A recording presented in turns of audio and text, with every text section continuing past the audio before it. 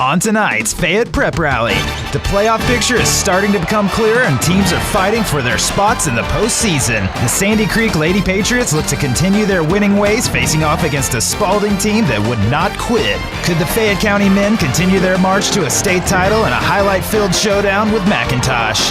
The Fayette County Lady Tigers had revenge on their mind as the McIntosh Lady Chiefs made the trip to Fayetteville. And we'll review all the heart-pounding action from the other teams in the area. The number one spot to get your high school hoops fix is right here on Fayette Prep Rally, and it starts in just 30 seconds. I'm failing. No big deal. What about college? They said I'm not getting into college. Fighting doesn't work. We can't let him keep failing. Maybe he'll outgrow it. It's not just a phase. You saw his report card. Ignoring it doesn't work. Ma, I said I'd do better. Saying it and doing it are two different things. Punishment doesn't work. What does work is a Huntington Learning Center. By improving basic skills, we build motivation and confidence, and kids look forward to learning. Call 1-800-CAN-LEARN today. Your child can learn. Comcast presents your source for Fayette County High School sports. This is Fayette Prep Rally.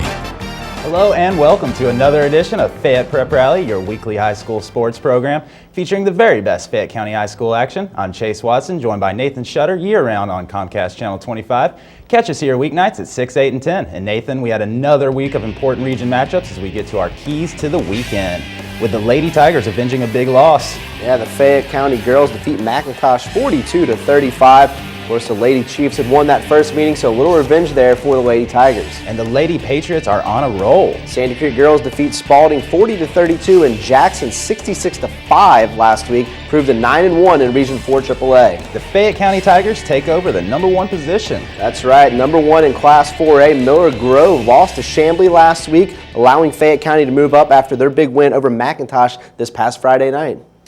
Well, let's get right into the highlights. And the McIntosh Lady Chiefs got the best of the Fayette County Lady Tigers in the first meeting of the season, and they were looking for a rare season sweep, but would have to win one on the road. First quarter here, Anissa Watson misfires on the jump shot, but Lana Kennedy is right there to clean up the mess, puts Fayette County up 2-0. Cassidy Williams fires right back, knocking down the three-pointer and taking the lead back for McIntosh 3-2.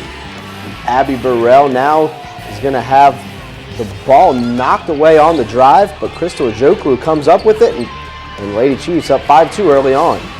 Gabby Seiler would make it a 6-0 Lady Chiefs run as she buries the jumper from way back with a defender in her face. 8-2 McIntosh leading Fayette County. But the Lady Tigers would answer that with a 12-0 run of their own, capped off by this nice Jade Forrest assist to Asia Harper to put them on top 14-8 in the second quarter. Just as the half is about to end, Kayla Smith grabs the rebound off the miss, puts it back up before the buzzer goes off to make it a 10-point Fayette County halftime advantage. McIntosh would come out looking for a comeback. Abby Burrell grabs the lob from Seiler, goes right up with it, trimming the lead to 9 in the third. And then Ojokwu puts a move on Shaquila Nunn, going hard to the rack, laying it up and to pull the Lady Chiefs within 7 of the Tigers. Keandra Jenkins has seen enough though. She's off on the first attempt, but knifes her way inside, grabs the board, and finishes off with the right-hander, and the Lady Tigers are back on top by 12. And that would be enough. Jenkins misses the layup here, but Kayla Smith bails her out, and the Lady Tigers get some revenge over McIntosh at home, grabbing the win 42-35.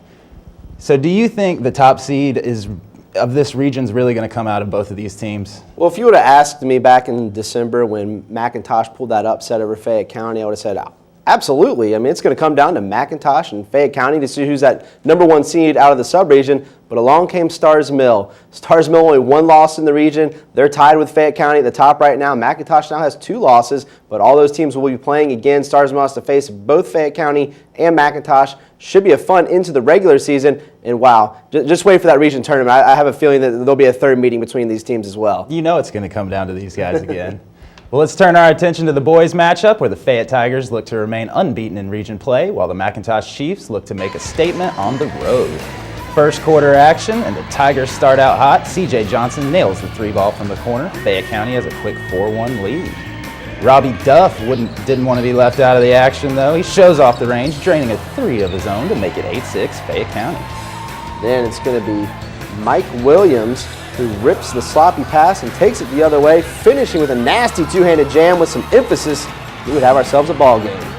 The big fella, Ekene Achibi, gets in on the action finally in the second quarter, grabbing the alley-oop from Jeremy Taylor, putting it down strong to put the Tigers back on top 23-21. And with time expiring here in the second quarter, Taylor lets go of a long triple from the top of the key to finish off the half, and Fayette would go to the lockers with a big 5-point advantage. Anachabe will start off the second half well, cleaning up the missed Jalen Thompson attempt, and Fayette County would start to find their groove. But in the third, Jeremy Taylor, he pushes it up court, delivers the pass to Kellen Sanford, who puts a filthy move on the defender, leaves him on the floor there, giving the Tigers a 10-point cushion. And then Sanford here, he's going to get the pass from Achabe, and he gets the no-look assist to driving Jalen Thompson, who completes the play to add 2 more to the lead. Eric Thomason doing everything he can to keep the Chiefs in this one. He strokes the deep jumper from the side and trims the lead to 5 points in the fourth. But the Kellen Sanford show, he's just going to be too much on this evening. He's too much to handle. He gets the reverse left-handed circus shot to drop, and the Tigers cruise to a nice victory, 57-46. So Nathan, the Fayette boys have kind of flown under the radar somehow this season, but do you think that's all about to change now that they've taken over #1 in the state? Well, I think that around the state, maybe they have flown a little bit under the radar. You know, big team like Miller Grove, who's won multiple state championships in a row. I think a lot of people thought they would run away with the 4A state title. Well, not so fast. They've already lost a game here in the state of Georgia to Chamblee, and Fayette County rose to the top at #1. So I think around the state, maybe people might take a little more notice, but in the region, Fayette County is the top dog. Everybody that they play in region knows they're the team to beat. You know, that's their Super Bowl when they play them. So in region, I think everybody knows what Fayette County is. Around the state, maybe a little more of a target on their back, but in region, there's always a target on Fayette County's back. Yeah, they're getting everybody's best shot, but they're dealing with it ridiculously well so far. Back into the highlights as we check in on AAA, and Sandy Creek Lady Patriots have been red hot in region play as they squared off with the Spalding Lady Jaguars. Jump into this one in the first quarter as Shakira Reed pushes the ball up court. Granisha Daniel squeezes her way into the lane, finishes the fast break for a quick Spalding 2-0 lead. Then it's Monet Harris taking it the other way for Sandy Creek. She finds the big center, Sophia Martin, on the block. Martin makes the close-range jumper to get the Lady Patriots their first lead. Then it's Ariel Parker facilitating the fast break. She finds a streaking Sydney Jarman who takes it all the way to the rack to put Sandy Creek up 6-4. Spalding would respond. Khadijah Matthews makes the nice move, pulls up, drains the 6-foot jumper to keep the Jaguars in the game. And then Sandy Creek gets a nice ball movement here, ends in the hands of Devin Johnson, who pulls the trigger from behind the arc, adds 3 to the lead, 18-15. With the clock expiring in the first half, Ariel Parker picks up the loose ball, turns on the Jets, takes it all the way down court. Right before the buzzer, Lady Patriots lead by 1 at the half. In the second half, Sandy Creek would start to roll. Parker dishes here to Sydney Jarman, who gets the deflection and puts in the layup to make it a 26-19 lead. Khadijah Matthews, though, would not quit hustling. She gets the block, takes it up court herself, finishing with a smooth right-handed layup. Sandy Creek would just have too much firepower, though. Courtney Street here with the robbery, and she goes the distance and drops in the left-hander to put them up by 10. Then Parker's going to finish things off here with a quick step at the top of the key. She finds her way to the rim. Sandy Creek comes away with the win, 40-32. You know, it's been a challenging season so far, but the Lady Patriots have looked really well. What do you think of them moving forward? Well, I think in region they've played outstanding. They're now 9-1 in the standings. They're 1 game back in the win column from Drew. The only team that beat them this year in region was Drew. They got revenge, beating them by 21 points in the second meeting. So I think Sandy Creek is kind of finding their stride. They're definitely one of the top 2 teams in the region. I think that they'll finish strong. They have Eastside and Henry County left. Those are 2 pretty tough teams, so they'll have some trouble with them, but I think they win both of those games. I think they finish the season unbeaten in region with just that 1 loss, so they need a little help for somebody to knock off Drew, take that top spot into the region tournament, but it's all about the region tournament. If they finish first or second, eventually I think it's going to come down to Drew and Sandy Creek for that region title, and as they learned last year, it's important to get a good seeding out of that region tournament. I'll tell you one thing, Ariel Parker puts on a show every night. Absolutely. Time now to recap the other hoops action around the county, and we start with the Sandy Creek boys. Yeah, kind of a split week this week. They lost to Spalding 59-49, but defeated Jackson 47-43. They are now 7-12 overall, 5-6 in the region. Currently 6th in the region standings, 2 games back from that number 3 spot. They have 5 region games left. Plenty of chances to move up. They have some tough games in there, but they can definitely move up to one of those 4 or 5 seed. How about the Whitewater men?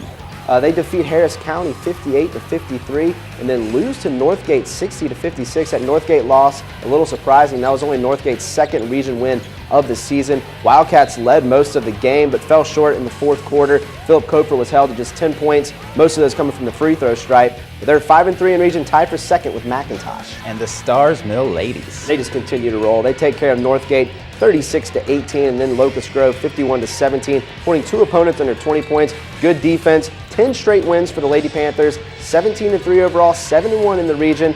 First place on the line this week on the road at Fayette County. They have a big week, the Starr's Mill girls do. And how do you feel about the Whitewater girls? They had a great week, defeating Harris County 50-44 and Northgate 37-25. Jada Coggins finished with 10 points in that game against Northgate. They're now 8-2 overall, 3-5 in the region. They're definitely positioning themselves for a nice seed coming into the region tournament. They're around that 3 or 4 spot in the sub-region. A couple big games left on their schedule, but so far so good. The Starr's Mill girls have been absolutely on a just terror streak. They've been on fire, but do you think it'll last? Well, this is going to be the big week. This is the test for the Starr's Mill Lady Panthers. They've already knocked off McIntosh once this year. They'll play them again this Friday night. They also have Fayette County this week, a team that beat them pretty handily the first time around. But this is the big one. If they can go 1-1, or if they can win both of these games, they're going to be in great position to be a 1 seed heading into the region tournament. But 1-1, if they can get that, still great. This team is very good. They're going to be a very tough outcome region tournament time. Yeah, let's hope they can make a run for it. All right, well, that'll do it for this week. Catch us back here on Comcast Channel 25 next week for more game highlights and features. And be sure to like Fayette Prep Rally on Facebook and follow us on Twitter to see what's happening on the show. For Nathan Shutter, I'm Chase Watson. Thanks for watching, and we'll see you under the lights. Grab some wood there, bub. I'm failing. No big deal. What about college? Face it, I'm not getting into college. Fighting doesn't work. We can't let him keep failing. Maybe he'll outgrow it. It's not just a phase. You saw his report card. Ignoring it doesn't work. Why? Said I'd do better. Saying it and doing it are two different things. Punishment doesn't work. What does work is a Huntington Learning Center. By improving basic skills, we build motivation and confidence, and kids look forward to learning. Call 1-800-CAN-LEARN today. Your child can learn.